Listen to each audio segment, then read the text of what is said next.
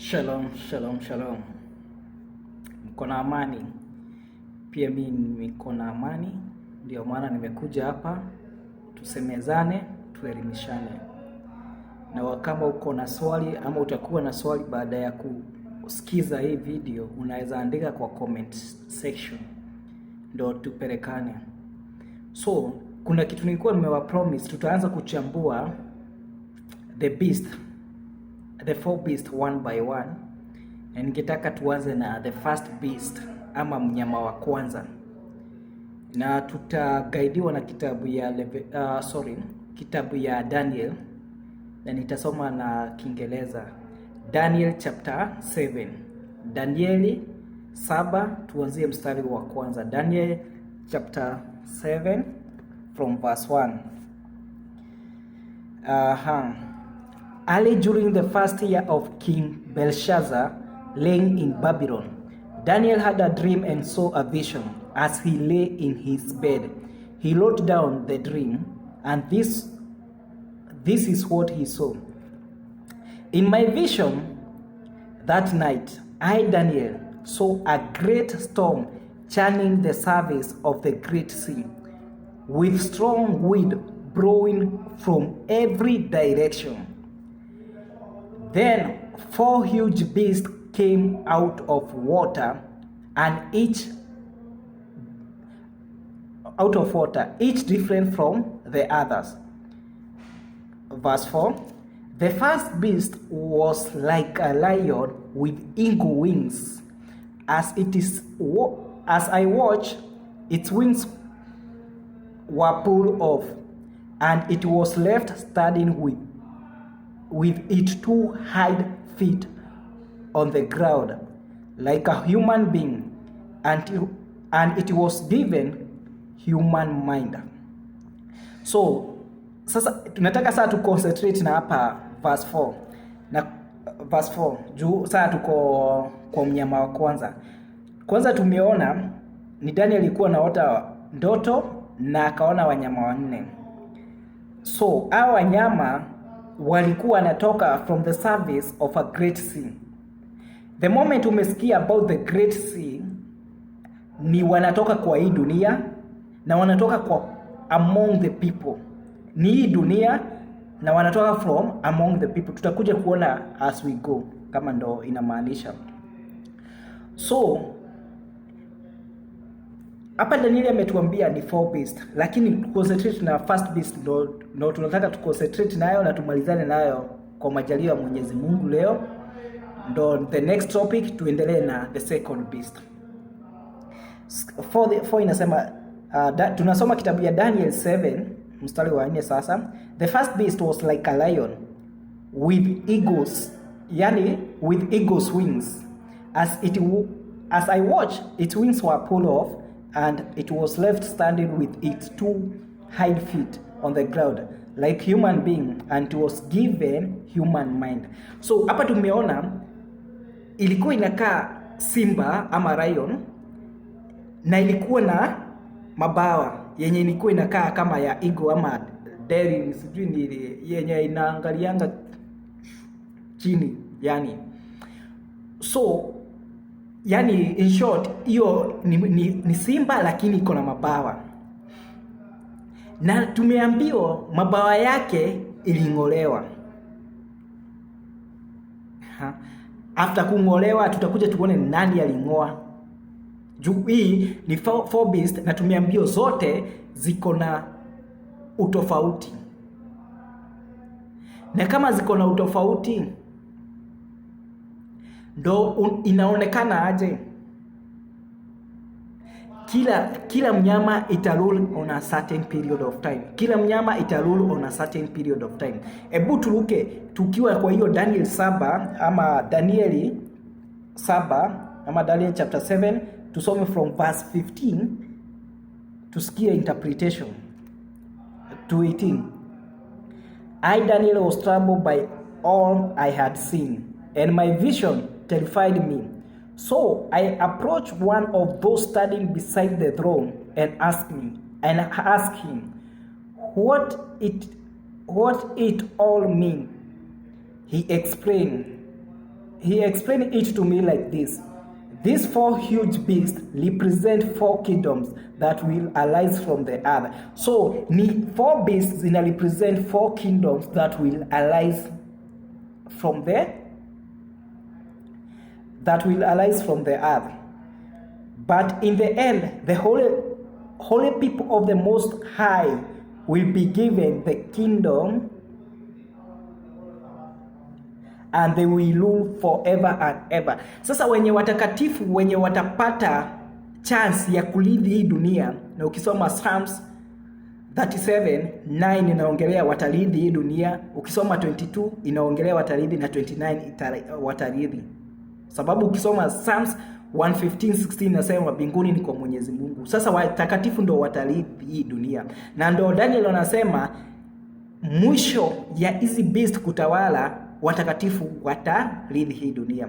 So wacha tu concentrate na chenye kimetuleta ya kudiscuss the first beast. Ningetaka sasa tuingie kwa kitabu ya Revelation, juu zinapelekana hivi tu hivi. Tusome from verse 1, Revelation 13 ama Ufunuo 13 verse 1 and verse 2. Revelation 13 verse 1 and verse 2. Then I saw a beast rising up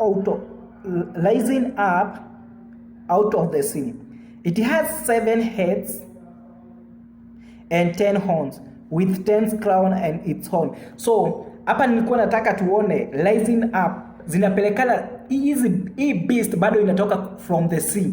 So hata ile ya kwanza yenye tumeona ya Daniel, juu hii inaelezewa hapa ni ya mwisho, nilikuwa nataka tuone zilikuwa ni kweli zinatoka kwa dunia, kwa sababu ukiambia rising up from the sea ni zinatoka kwa hii dunia, na ni watu wajitokeza wakuwe strong sana. Na sasa juu tumeambiwa ni the kingdoms, 4 kingdoms ndo zinaelezewa. Hebu tuangalie the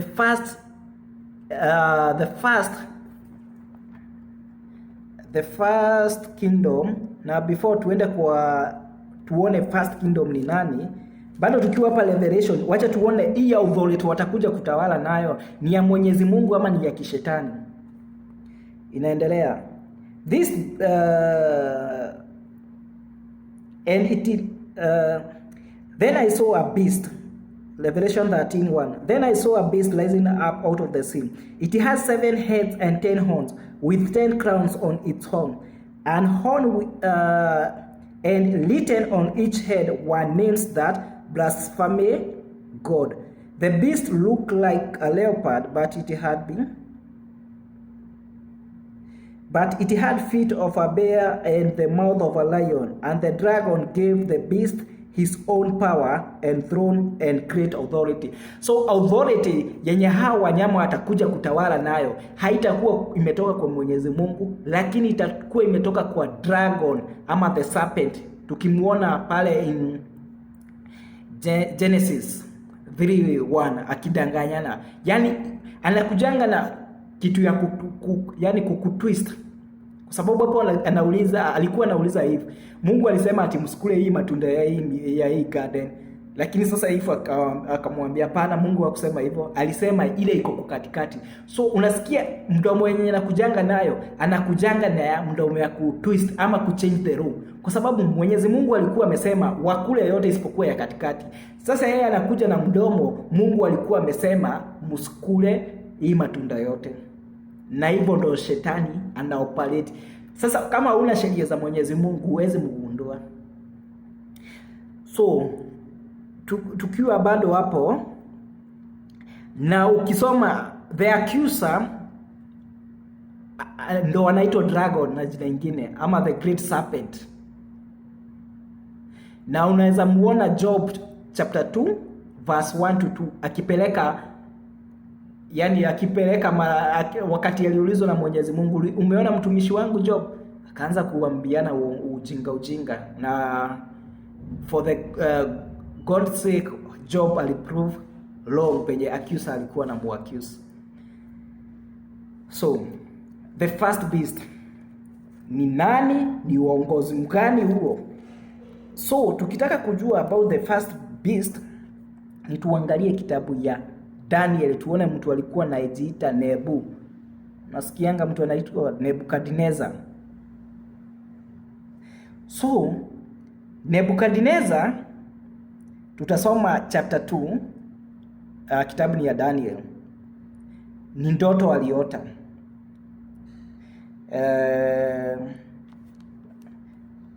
Tutasoma tunaweza soma tu tusikie ni tusome verse 1 and 2, then turuke 10, tusome 10 na tutasoma tu 10 hadi 18 kwa majaliwa ya Mwenyezi Mungu. So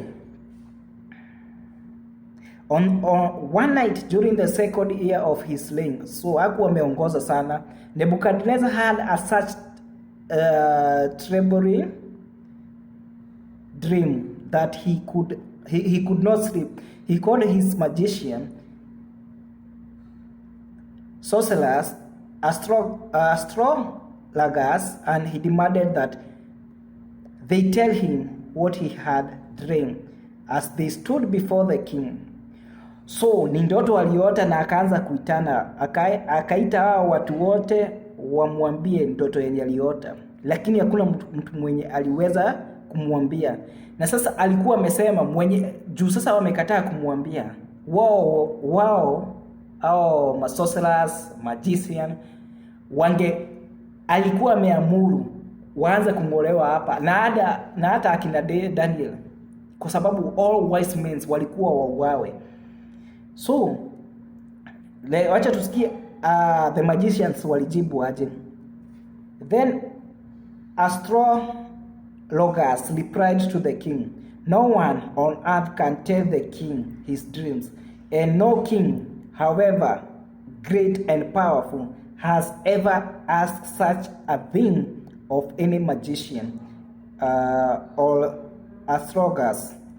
The king demanded is impossible. The king's demand is impossible. Sasa wakisema, no one expects the gods can tell you your dream, and they do not live here among the people. So miungu haiishi pamoja na watu. Hiyo ni andiko tumeona, na tumeona hakuna mtu anaweza ambia Nebukadnezar ndoto yake isipokuwa Mungu, na Mungu haishi pamoja na watu, ama miungu wenye walikuwa wanasema na haishi pamoja na watu. Tukiendelea kwa hiyo andiko, then the king was furious when he heard this, and he ordered that all the wise men of Babylon be executed. And because of the king's decree, men were sent to fight and kill Daniel and his friend. When Arioch, the commander of the king guard, came to kill them, Daniel had handled the situation with wisdom and discretion. He asked Arioch, why has the king issued such a harsh decree? So Arioch told him all that had happened.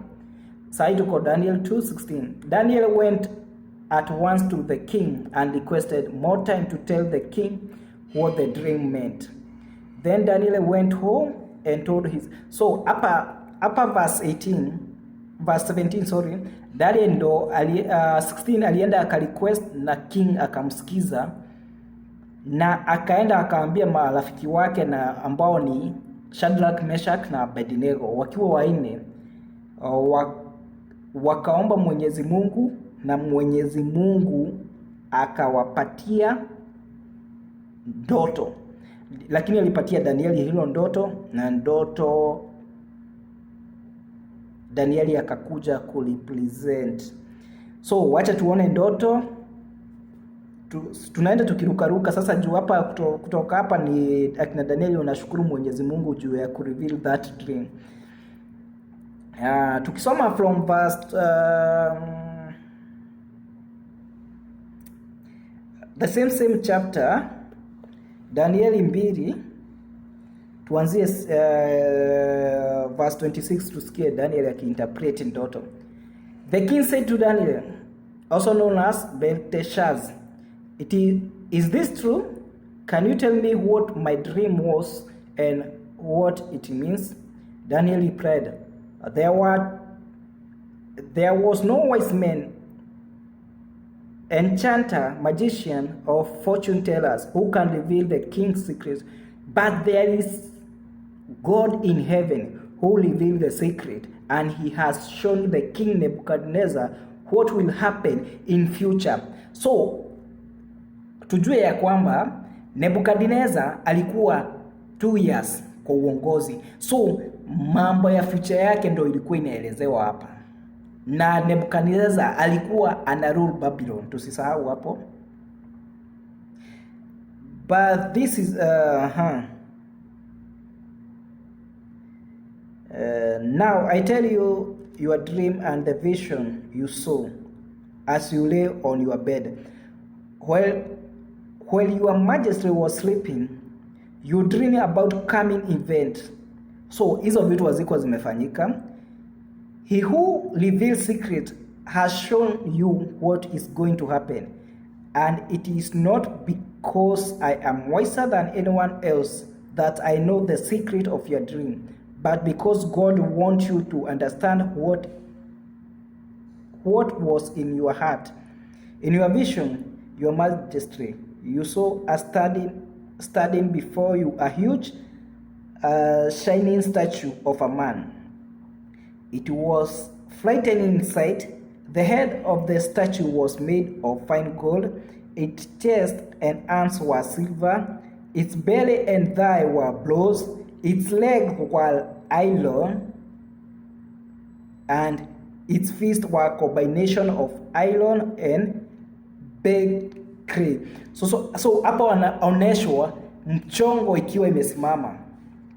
Sasa hizo ni 4 beast hapo zinaelezewa zikiwa complete. So tunataka to concentrate na the first beast tukiwa in the same chapter. Tuende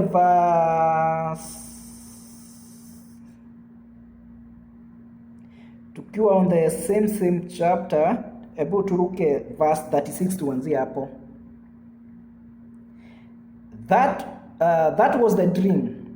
Now we will tell the king what it meant. Your majesty, you are the greatest king. The God of heaven has given you sovereignty, power and strength and honor. He has made you the ruler over all the inhabitants of the world, and he has put even the wild animals, birds under your control. You are the head of the gold. You are the head of the gold. So Nebuchadnezzar ameambiwa aje yeye ndo kichwa. Na sasa juu ni mamlaka alikuwa amepewa na Mwenyezi Mungu, akuja represent the 4 kingdoms that will rule on earth, ndo ufalme wa mbinguni ama ufalme wa milele upando hii duniani. Nebuchadnezzar si hivyo alifikiria, na ukisoma 39 ndo utaona venye sasa zinakuja zikiachiana uongozi. Verse 9 39 tutasoma tukiingia the second beast. First of all to concentrate with this first beast. Tumeona the first beast ni uongozi wa King Nebuchadnezzar wenye uko Babylon, na unarepresentiwa na kichwa. Kichwa inamaanisha ni gold. So Nebuchadnezzar alipewa nguvu na mamlaka na Mwenyezi Mungu, lakini kiburi ilikuja ikajaa, akafikiria ni yeye. Na sasa hapo ndo sasa alitoka kwa njia zake Mwenyezi Mungu, kwa sababu hapa Daniel alimwambia Mwenyezi Mungu tu ndo anaweza kutafsiri hiyo ndoto. Sasa tuone nini sasa Nebuchadnezzar alifikiria kwa mawazo yake. Na sasa hapo hata ndo aliambia akina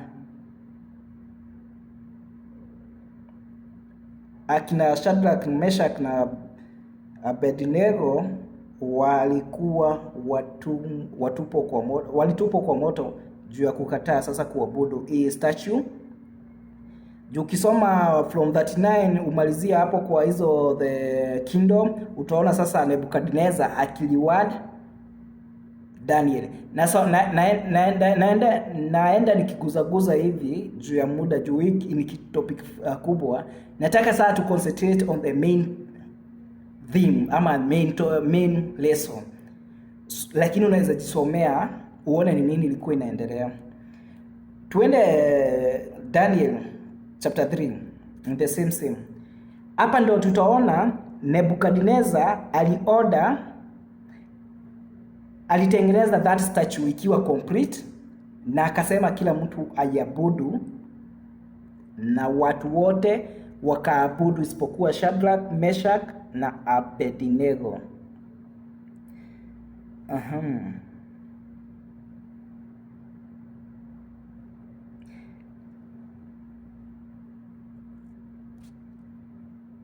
Na sasa ningetaka in the same area, unaweza enda kujisomea uone venye walikatana na kuabudu huyo statue juu walikuwa najua kuabudu unafaa uabudu Mungu wa pekee wa kweli.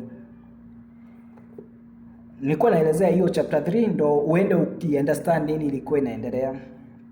Hebu tusikie Nebu venye hii nini yake ilienda ikishanga, na venye alijiambia sasa, na venye alikuwa nafikiria sasa amekonka, ikamgeuka akakuwa ashakonkwa. Ningetaka tusome sasa ufalme wake venye ulikuwa unaelezewa chapter 4. Chapter 4 tutaanza from verse 10. Juu kuna ndoto nyingine aliota.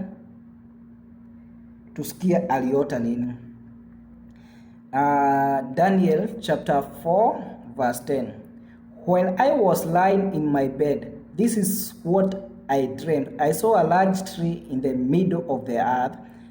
The tree grew very tall and strong, reaching high into the heaven for all the world to see. It had fresh green leaves, and it has laden with fruits for all to eat. Wild animals live in its shade, and birds nested in its branches. All the world was fed from these trees. Then as I lay there dreaming, I saw a message, a holy one, coming down from heaven. The message shouted, "Cut down the tree and loop off its branches. Shake off its leaf and scatter its fruit. Chase the wild animal from its shade and the bird from its branches. But leave the stump and the roots in the ground, bowed with a band of iron and bronze, surrounded by tender grass. Now let him be drenched with the dew of heaven, and let him live with wild animal among the plants of the field." So hii ni ndoto nyingine Nebukadnezar aliota venye sasa ataisha, kwa sababu ufalme wake ulikuwa umemea ama ulikuwa umekuwa, na alikuwa amejitengenezea a lot of allies juu ya vita zenye alikuwa na konka. Sasa hakuna mtu angesimama kubishana na yeye. Na sasa hizi vitu unaambio the branches, hizo ni allies, venye unaweza sema allies, hizo ndo branches. Na kuna kitu kingine tumeona hapo, it had fresh green leaf.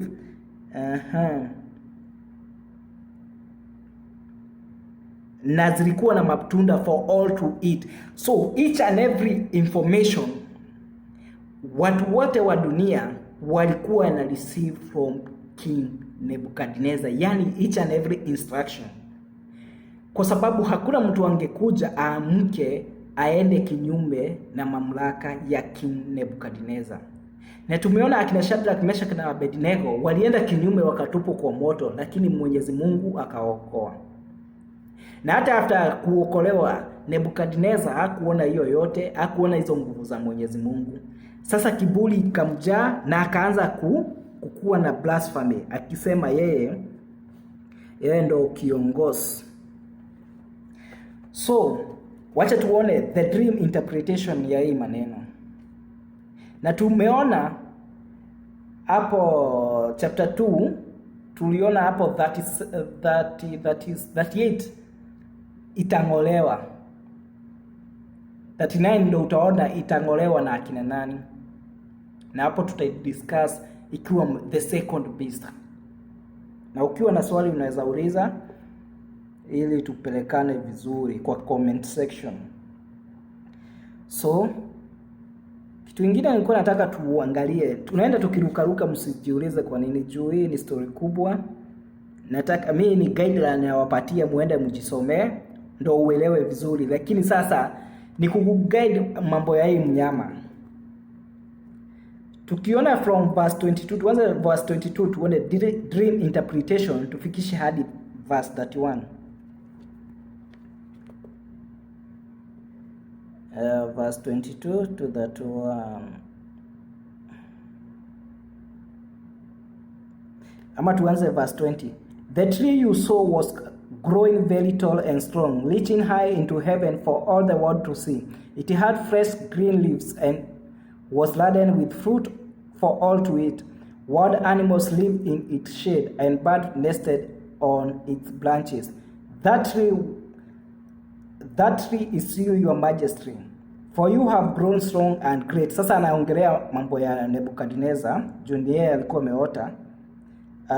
It grows strong and great. Your greatness reaches up to heaven and you rule to the end of the earth. So hata Nebukadnezar wakati nilikuwa nasema alirule dunia yote, si ati alirule Babylon peke yake. Instructions zenye alikuwa anapeana Babylon zilikuwa zina skills na watu wote, kama wewe ni wa Misri, wewe ni wa Amerika, kila mtu. Then you saw a message, a holy one coming down from heaven, saying, cut down the tree and destroy it, but leave the stump and the roots in the ground, bowed with bones of iron and bronze, and surrounded by the tender grass. Let him be drenched with dew of heaven. Let him live with animals of the field for 7 period of time. Ukisikia 7 period of time ni 7 years.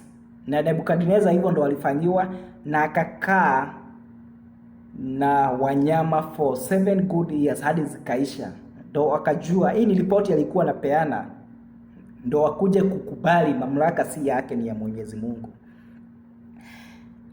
Turuke hapo tuende from verse 28 tuone kama hii ndoto ilitimika kama venye Mwenyezi Mungu alikuwa amesema.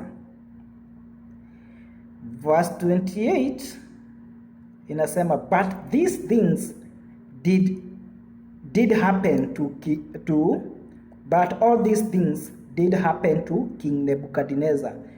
12 months later, he was taking a walk on the flat of roof of royal palace in Babylon. Sasa sikiza blasphemy, na tulisikia pale inakuja na blasphemy. As he looked out across the city, he said, look, all this great city of Babylon. By my own mighty power, I have built this beautiful city as my royal residence to display my majestic splendor. Na pale Daniel alikuwa amemwambia Mwenyezi Mungu atakupatia. Sasa amesahau si mamlaka yake, kwa sababu Mwenyezi Mungu anawekanga yeyote kwa mamlaka, akiwa mbaya ama mzuri, na anangoa yeyote kwa mamlaka. So hapa ameanza kiburi, akaanza kusema ni yeye amejitengenezea hizo sifa, na ujue ni unabii ulikuwa unatimika. Verse 31, when these words were still in his mouth, a voice called down from heaven, O King Nebuchadnezzar, this message is for you. You are no longer a ruler of this kingdom. You will be driven from human society. You will live in the field with the animal, and you will eat grass like a cow. 7 period of time, that is 7 years, will pass while you live this way, until you learn that the Most High rule over the kingdom of the world and give them to anyone he chooses.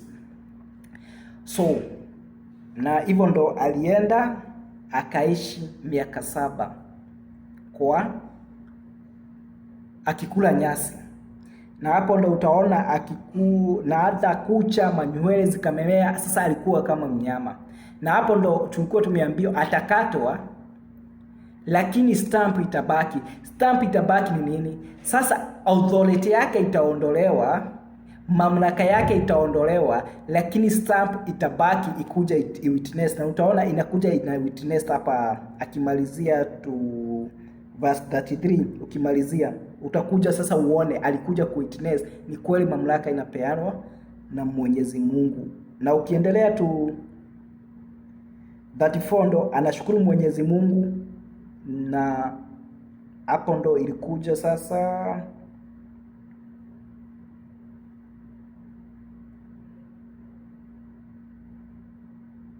na hiyo mambo ilifanyika kama venye ilikuwa imetarabiliwa. Unaweza endelea kusoma. Nataka sasa tuone hii ufalme wake iliisha wakati gani.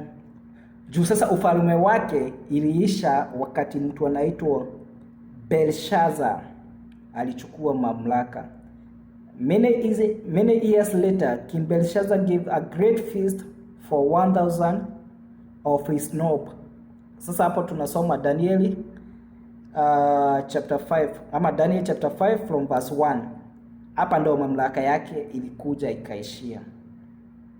Wakati sasa Belshazzar bado alikuwa na rule Babylon. Sasa tumeona allies wameanza kutoka kwa King Nebuchadnezzar. Sasa Belshazzar amekuja kutawala, na yeye badala arekebike ili uongozi at least ukuwe na ka lifespan kadogo, alikuja akachukua gold, silver zenye zilikuwa yani Nebuchadnezzar alikuwa mmechota ama alikuwa mmechukua kwa wana wa Israeli. Juu wana wa Israeli walikuwa kwa utumwa, akina Daniel, Shadrach na Abednego and the other Jews walikuwa kwa utumwa. Wakati Nebuchadnezzar alienda akawakonka, alichukua vitu ambazo zilikuwa zimetengewa Mwenyezi Mungu zikaange kwa altar for the sacrifices of God. Wakati aliyechukua akaalika his friend to the feast, na wakati wa sasa walikuwa wanajifurahisha, wakachukua hizo vikombe wakaanza kukunywa nazo wine.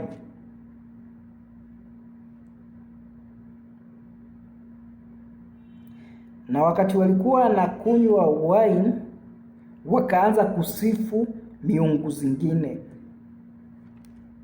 Then maandiko ikakuja ikaandika mene tekel, kusema ufalme wako umeisha. Mimi nasemanga aje? Mene tekel, sijui kama nitaiona. Unaweza iona Daniel 5 verse 25. This message that was written mene tekel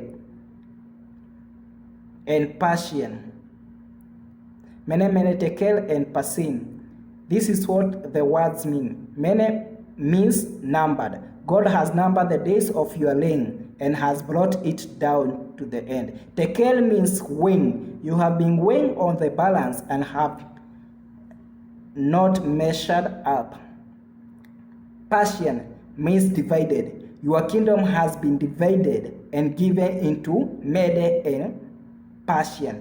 So mamlaka ya Babylon ilidividiwa na ikapatiwa Mede na Persian. So in the next topic tutakuja kuangalia Mede na Persian. Kitu ya kwanza tunafaa tuelewe, hiyo authority yenye Nebuchadnezzar alikuwa na rule nayo haikuwa authority inapelekana na neno lake Mwenyezi Mungu. That's why ilikuja ikakatwa. Juu alianza kuingia na hiyo kiburi ama blasphemy. Blasphemy ni kuongea kinyume na Mwenyezi Mungu venye anasema. Wakati mtu anasema you are blasphemy ama unaongea kinyume na venye sheria inasema. Na hivyo ndo Nebuchadnezzar alikuwa anafanya, na mamlaka yake ilikuwa direct. Usipofanya hivyo unauawa direct. Tukikuja kumalizia mnyama wa mwisho, tutaona sisi ndo hata tunajipeleka kwa hiyo mamlaka ya kishetani, kwa sababu ilikuja indirect. Punishment yake inakuja kama ujui, yaani ni ukweli unaambiwa, ukweli uongo. Lakini hapa ulikuwa unaambiwa uongo, unaiona hivi, unajua, unaona hii ni sanamu, unaambiwa uinamilie ama uiabudu.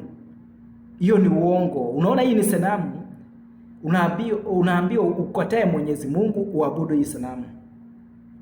Lakini the fourth beast ama the last beast, wewe ndo unajipeleka kwa hiyo uongo. Shalom, shalom. Na Mungu awabariki mkikubali kutii sheria. Sasa the first beast tumeona ilikuwa inatawala direct. Usipofanya hivyo unauawa direct. Lakini tutakuja kuona the fourth beast, na ndio dangerous, inakuwa slowly by slowly. Ukifikiria unaenda mbinguni ama utarithi hii dunia, unapatana wewe ni wa jahannam. Sitaendelea zaidi ya hapo, na kama kuna kitu hujaelewa tunaweza eliminishana hapo kwa comment section, unaweza uliza swali. Shalom, shalom. Mkuwe na usiku mwema mkikubali kutii sheria.